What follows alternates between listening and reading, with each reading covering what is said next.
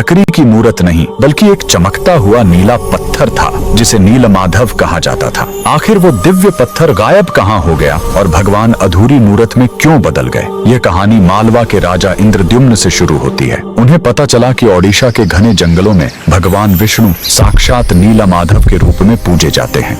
राजा ने अपने मंत्री विद्यापति को खोज पर भेजा। विद्यापति जंगलों में भटकते हुए आदिवासी सरदार विश्ववसु तक पहुंच गए, जो गुफा में गुप्त रूप से नीलमाधव की पूजा करते थे। विद्यापति ने सरदार की बेटी से शादी की और जिद करके गुफा देखने की बात मनवा ली। सरदार ने शर्त रखी कि वे उनकी आंखों पर पट्टी बांधकर ले जाएंगे, लेकिन विद्यापति ने चालाकी की। उन्होंने रास्ते में चुपके से सरसों के बीज गिरा दिए। कुछ दिनों बाद जब बारिश हुई तो सरसों के पौधे उग आए और विद्यापति को गुफा का रास्ता मिल गया। उसने तुरंत राजा को खबर दी। राजा इंद्रद्युम्न अपनी विशाल सेना लेकर घमंड के साथ भगवान को लेने पहुंचे, लेकिन उनके वहां पहुंचते ही नीलमाधव की मूर्ति हमेशा के लिए गायब हो गई। भगवान अपने भक्त विश्ववसु के साथ हुए धोखे और राजा के घमंड से नाराज थे। राजा ने रोकर माफी मांगी और अन्न जल त्याग दिया। तब आकाशवाणी हुई, मैं अब उस पत्थर के रूप में नहीं मिलूंगा, अब मैं समुद्र तट पर एक लकड़ी के लट्ठे के रूप में आऊंगा। कुछ समय बाद पुरी के समुद्र तट पर एक विशाल अद्भुत लकड़ी का लट्ठा तैरता हुआ आया।